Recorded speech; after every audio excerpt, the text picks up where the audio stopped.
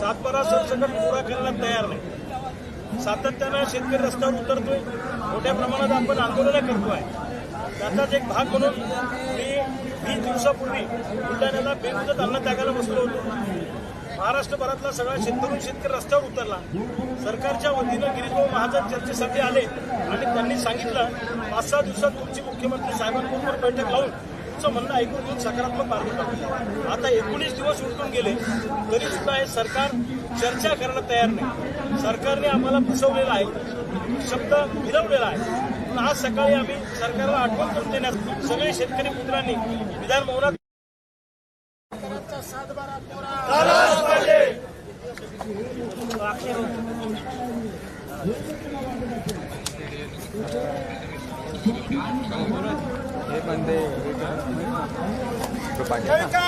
तुम आगे बढ़ो, हम तुम्हारे साथ हैं।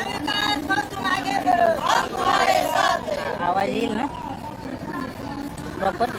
आमच्या हक्काचा आहे, अरे मी किती आमच्या हक्काचा आहे। हे सरकार पुलिस वाले डरती है, सरकार हमसे डरती है, पुलिस वाले डरती है। अरे नहीं चलेगी, नहीं चलेगी, दादागिरी नहीं चलेगी, अरे नहीं चलेगी, नहीं चलेगी, दादागिरी नहीं चलेगी। और आवाज दो हमें दे, आवाज दो हमें दे, आवाज दो हमें दे। महाराष्ट्रातल्या तमाम शेतकरी बांधवांना मी सांगू इच्छितो की आम्हाला सध्या मुंबई पोलिसांनी आझाद मैदान पोलीस स्टेशनला आणलेलं आहे। गेल्या अनेक वर्षांपासून आपण सरसकट कर्जमाफीसाठी आंदोलन करत आहोत। 2.25 वर्षापूर्वी या सरकारमधल्या लोकांनी सांगितलं होतं की आम्हाला निवडून द्या, सातबारा कोरा कोरा कोरा। आणि 2.25 वर्ष झाले तरी सुद्धा हे सरकार सातबारा सरसकट पुरा करायला तयार नाही। सातत्यानं शेतकरी रस्त्यावर उतरतोय, मोठ्या प्रमाणात आपण आंदोलनं करतोय। त्याचाच एक भाग म्हणून मी 20 दिवसापूर्वी बुलढाण्याला बेमुदत अन्न त्यागायला बसलो होतो। महाराष्ट्रभरातला सगळा शेतकरी रस्त्यावर उतरला। सरकारच्या वतीनं गिरीभाऊ महाजन चर्चेसाठी आले आणि त्यांनी सांगितलं 5-6 दिवसात तुमची मुख्यमंत्री साहेबांबरोबर बैठक लावून तुमचं म्हणणं ऐकून घेऊन सकारात्मक मार्ग काढू। आता 19 दिवस उलटून गेले तरी सुद्धा हे सरकार चर्चा करायला तयार नाही। सरकारने आम्हाला फसवलेला आहे, शब्द मिळवलेला आहे। पण आज सकाळी आम्ही सरकारला आठवण करून देण्यासाठी सगळे शेतकरी मित्रांनी विधान भवनात घुसण्याचा प्रयत्न केला। आम्ही सोयाबीन कापूस विधान भवनात फेकलं, बोजावाले सातबारे फेकले, आम्ही जे काही पत्रकं मागण्यांचे आणले होते ते टाकले।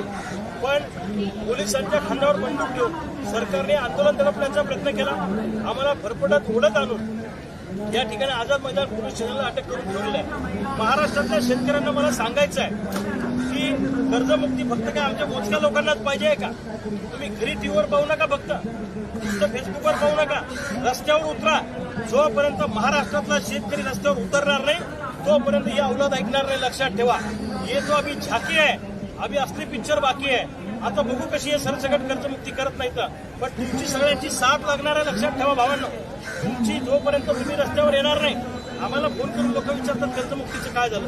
अहो एकटा रविकांत तुपकर काय मी काय साऊथचा हिरो आहे काय फाईट करत असतो विरादिया? तुम्ही सगळे रस्त्यावर या। गावगाड्यातला सामान्य शेतकरी रस्त्यावर आला, यांना जाचक निकष आणि अटी काढावे लागतील। सरकारने जी आता कर्जमाफीची योजना आणली आहे यामध्ये 15% शेतकरी सुद्धा बसायला तयार नाही।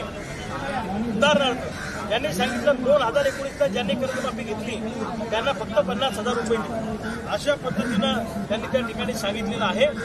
आणि आमचं एकच म्हणणं आहे की काही करा, मुख्यमंत्री महोदयांनी आमच्यासोबत चर्चा करावी, आमचं म्हणणं ऐकून घ्यावं आणि जाचक निकष आणि अटी काढावेत आणि सातबारा 100% कोरा करावा अशी आमची मागणी आहे।